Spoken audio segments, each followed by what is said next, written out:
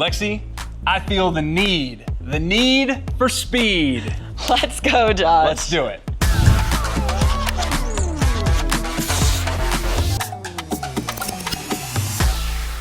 All right, so Lexi, we're gonna talk about how to create some more clubhead speed. These are some things that maybe you haven't thought about. So these are kind of some little lesser known tips or tricks to get. So let me ask you the question first. If you were trying to hit this driver as far as you possibly could, what are some things you might do currently to try to hit the ball further?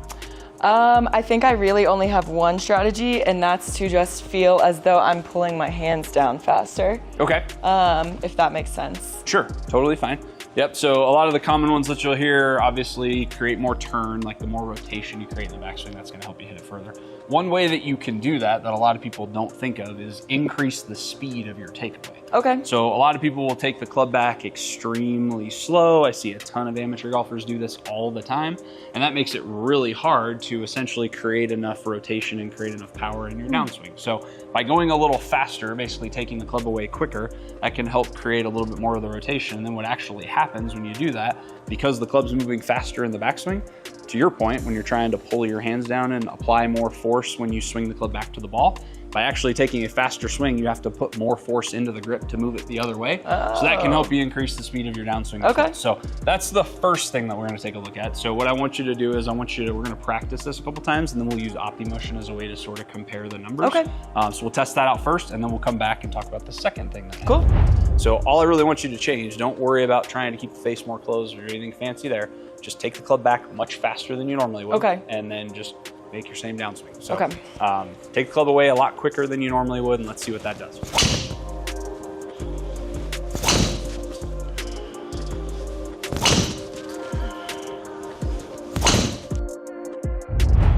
All right, Lexi, which one went further?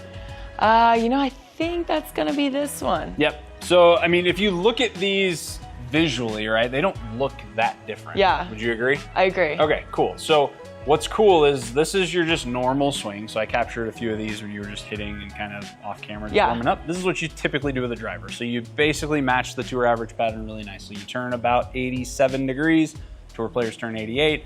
Your hip turns 49, tour players about 44. So you're really good there, and your ball speed's 126. Yep. This is just your normal drive, not trying to hit it further or step on it or anything.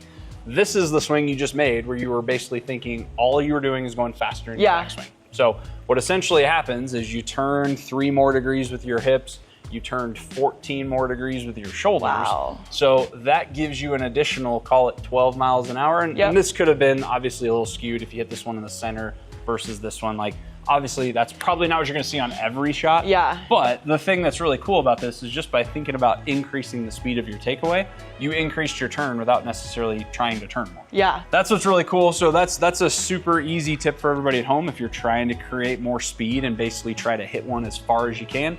This is one way that you could do it. Just increase the speed of your takeaway. So that's step number 1. The second piece to this is this is a common thing that you're gonna hear a lot of people talking about in golf instruction now, is just how you use the ground. So let's talk about that out on the mat. Awesome. Okay, speed tip number 2. This is really gonna relate to how you use your knee flex during the golf swing. Okay. So that's another cool thing that we can measure using OptiMotion is how much your trail knee flexes and extends, all right?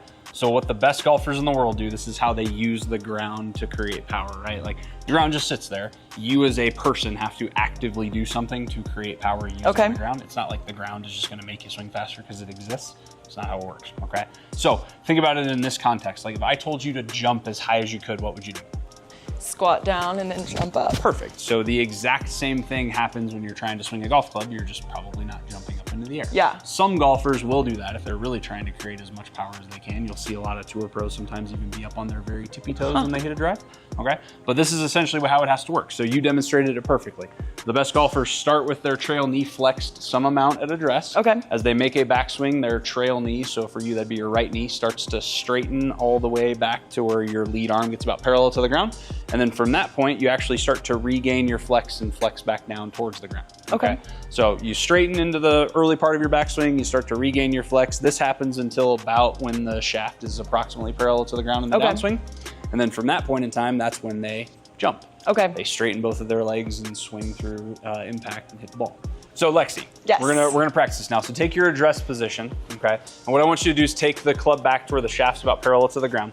And I want you to flex your knees probably more than you think you should. Okay. So this would be a really good way if this is something you need to work on, like flex your knees more. And then from this point, basically make a swing into your follow through and try to straighten your legs as fast as you can, almost like you were gonna jump. So start with the shaft parallel, flex your knees. Now straighten them and swing the club through as fast as you can. Okay, so this would be a really good exercise for you if you think this is something that you need to improve upon to help you keep essentially the grip and the club moving faster through impact, okay? So take it back again. Let's break this down just so everybody can see it at home. Flex your knees. Is this flexed enough? Yep, even more. Like, there you go. Basically do your squat, like you were ready to jump. Like squat down, Okay. and then from here, push off, straighten your legs as fast as you can. Be a really good way to do this. So now when you've rehearsed that a couple times, go ahead and actually set up to the ball. And what I want you to do is hit one out there using that same method. So start when the shaft's parallel to the ground, flex your knees and hit. So here you go, Lexi. This is exactly what you would want to see. So you can see how your trail knee, which is basically just the measurement right here, is 30 degrees flexed. As we continue to kind of move this into impact and into your follow through, you see how that number keeps getting smaller and smaller and smaller? That's essentially what should happen. And then at this point, it's probably going to start to regain its flex, which is totally fine. But this would be a really good way if you can incorporate both of those two pieces. So a quicker takeaway, and then just how you use your knee flex in the golf swing. If you really want to hit it far, those are two things that not a lot of people are talking about that we can measure, which is super cool. And it's an easy way to create more club head speed. Awesome, very cool. Nice job. Thank you.